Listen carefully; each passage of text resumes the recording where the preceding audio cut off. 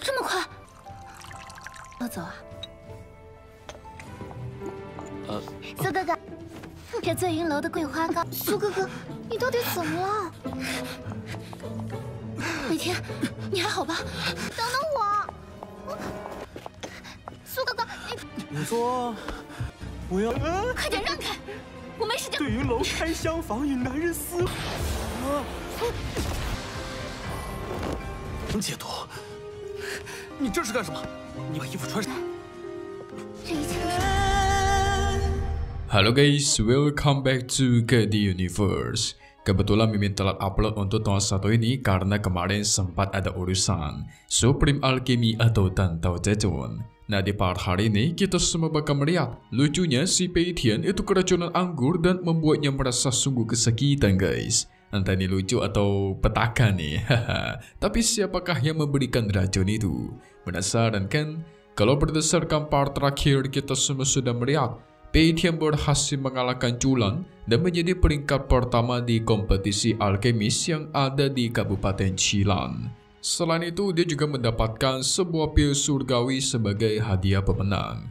Sesampainya dia di penginapan, dia dihampiri oleh Mia guys. Mia penasaran kapankah mereka bakal pergi ke Gunung Leije. Tapi tidak untuk sekarang, soalnya Pei Tian masih berusaha mencari beberapa bahan terlebih dahulu dijadikan persiapan. Dia yakin kalau dirinya sekarang masih belum cukup mampu untuk pergi ke sana. Mia menyarankan agar mencari bahan-bahannya saja di tetua IT tepatnya di Asosiasi Alkemis. Ada beberapa bahan yang bisa didapatkan nanti di kota Chao juga. Keluarga Yin dan Qin akan mengadakan kompetisi yang menghadiahkan bahan-bahan yang dibutuhkan oleh Pei Tian. Pei Tian mendapatkan sebuah pesan dari giok komunikasinya yang ternyata Rofen mengajak Pei Tian untuk bertemu. Segera dia pun bergegas pergi menemuinya guys. Dan kita pun masuk ke intro ya guys. Singkat cerita, Pei Tian menemui Rofen di sebuah taman. Baru aja sampai dan melihatnya, Pei Tian langsung memuji Rofen karena hari ini dia sangat cantik. Jadi biasanya jelek dong. Hahaha. Jelas Rofen auto malu-malu lah dipuji cantik. Tapi tidak lupa dia memberikan selamat kepada Pei Tian karena dia yang sudah memenangkan kompetisi Kabupaten Chilan. Karena udah lama tidak bertemu, Pei Tian mengajaknya mengobrol di taman guys. Singkat cerita, akhirnya mereka menemukan tempat duduk dan mengobrol di sana sambil meminum teh. Rofen penasaran kira-kira sampai kapankah Pei Tian tepat di Kabupaten Chilan. Pei Tian akan segera pergi dari kota ini sekitar 2 hari lagi. Membuat Rofen auto merundung sedih dia guys, itu cepat sekali. Dia menasihati Pei Tian agar lain kali jika dia ingin pergi ke Kabupaten Chilan bisa menghubunginya dulu. Namun apa yang terjadi, tidak lama dari itu muncullah Sui Qi yang datang bersama dengan beberapa anak buahnya. Sui Qi senang guys, sangat kebetulan dia bisa bertemu dengan pujaan hatinya Pei Tian. Tapi Rofen kelihatan bete tuh karena waktu berduaannya diganggu. Hehe. Saking kesenangannya si Sui Qi, dia meminta izin kepada Pei Tian agar ikut duduk juga bersamanya. Tapi Pei Tian tolak guys. Walaupun udah diusir, tapi Sui Qi tetap kepala batu, tetap ingin duduk di sampingnya.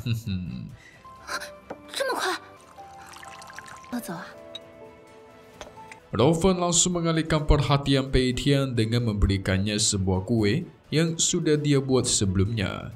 Gak mau kalah, Sui Qi juga mengalihkan perhatiannya Pei Tian.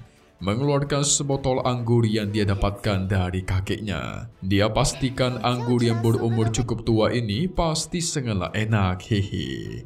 Tentu mendengar itu, Pei Tian auto tertarik dong dengan rasa anggurnya guys. Segera dia coba dan benar saja, ternyata sangat enak. Sampai-sampai dia minta nambah terus. Rofen auto cemburu, dia kalah dalam hal menarik perhatian. Tapi tiba-tiba Pei Tian merasakan rasa sakit di perutnya. Ada yang salah dengan anggur ini nih. Tentu Rofen panik, bertanya kepada Sui Qi. Sebenarnya anggur apa yang sudah dia berikan? 苏哥哥，这醉云楼的桂花糕， Xueqi juga tidak paham anggur jenis apa itu guys. Karena dia tahu si kakek cuma berpesan ketika seseorang meminum anggur pemberiannya ini pasti orang tersebut akan bahagia. Tapi perutnya Pei Tian makin sakit. Dia meminta tolong kepada Rofen agar menyiapkan kamar di penginapan terdekat. Dengan cepat Rofen menurutinya dan segera pergi. Xueqi masih bingung nih, apa yang terjadi sama Pei Tian. Sampai Pei Tian tidak mau disentuh olehnya guys. Pei Tian bertanya sekali lagi, apakah benar dia sama sekali tidak tahu apa isi dari anggur ini? Xueqi tetap mengaku dia tidak tahu. Dia cuma mendapatkan informasi dari sang kakek untuk meminum anggur ini bersama dengan Pei Tian ketika berduaan guys. Pei Tian auto semakin kesal, emosi, ingin segera pergi menyusul Rofen. 苏哥哥，你到底怎么了？北天，你还好吧？ Tapi Xueqi berusaha menahannya dan menawarkan bantuan. Sayangnya Pei Tian tolak. Xueqi tetap keras kepala menghalangi dia guys. Membuat Pei Tian semakin kesal kepada dia. Langsung memojokkan Xueqi dan mengancam. Kalau sekali lagi Xueqi berani-berani berbuat macam-macam, maka dia gak bakal segan-segan membuatnya menyesal. Pada akhirnya Pei Tian pergi dari sana. Melihat hal itu, anak buahnya Xueqi langsung menghampirinya dan menanyakan keadaannya guys. Xueqi sih baik-baik saja ya, tapi dia masih bingung apa yang sebenarnya terjadi kepada pujaan hatinya Pei Tian. Soalnya tadi matanya Pei Tian memerah seperti sangat kesakitan.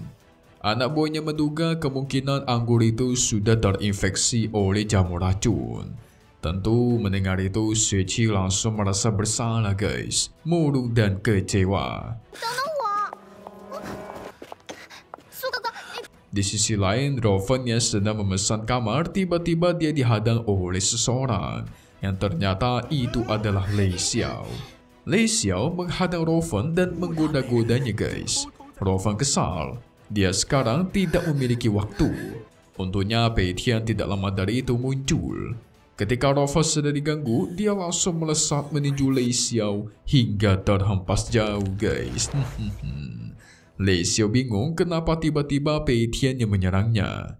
Dia cuma menegaskan tidak ada yang boleh mengganggu Rofen untuk sekarang.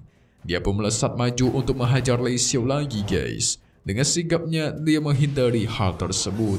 Tapi ternyata tidak sampai di situ, Pei Tian terus maju menyerangnya secara bertubi-tubi.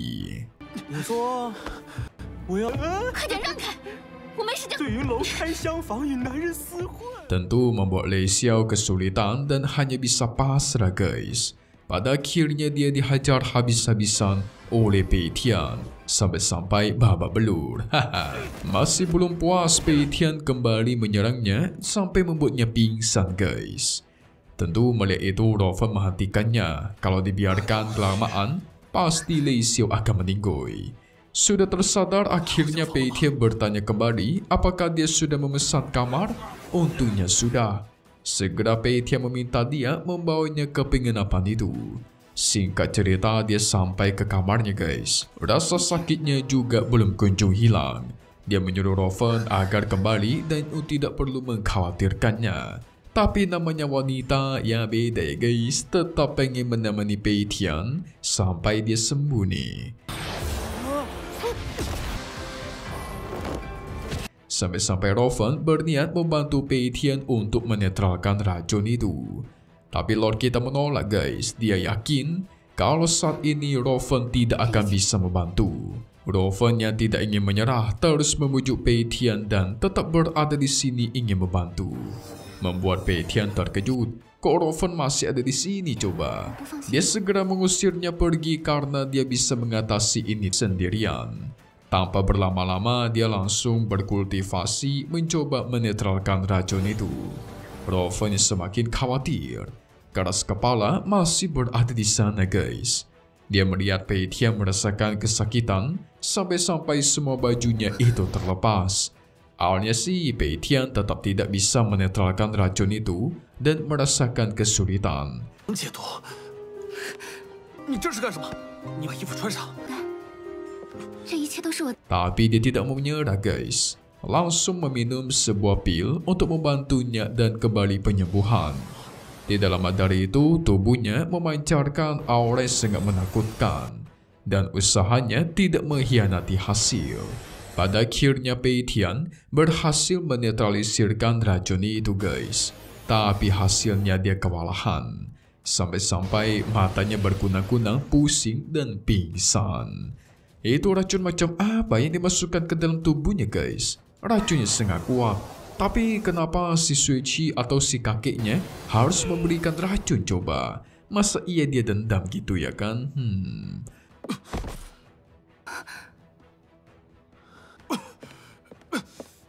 Kira-kira gimanakah reaksinya Suichi? So, mari kita masuk ke part 86 yang akan rilis lagi nanti. Jadi singkatnya kita semua bakal melihat singkat cerita Pei Tian dan Meiya ingin mencari bahan-bahan yang dia perlukan. Di tengah kota mereka bertemu dengan seorang gadis dan kakeknya yang memiliki bahan yang dibutuhkan. Si kakek meminta bayaran beberapa batu giok tingkat tinggi, tapi malah Pei Tian tolak.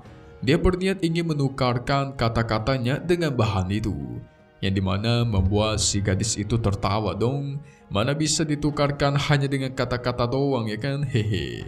Pei Tian menenangkannya karena kata-kata ini bernilai ribuan emas. Kata-kata bernilai ribuan emas, dia motivator apa gimana guys? Apakah Pei Tian ternyata akan memberikan resep rahasia obat? Bisa jadi. Kita tunggu lagi di part 86 Supreme Alchemy ya guys. Atau Tantau Zejun di hari biasa. Update lagi nanti untuk tonton selanjutnya dan pastinya cuma di sini. KD Universe. Thank you buat kalian semua menonton dan selalu support channel Mimin. Semoga kalian semua sehat selalu. Memang pamit undur diri dulu. Kita bakal ketemu lagi di video-video selanjutnya. Oke kalau gitu, see you guys.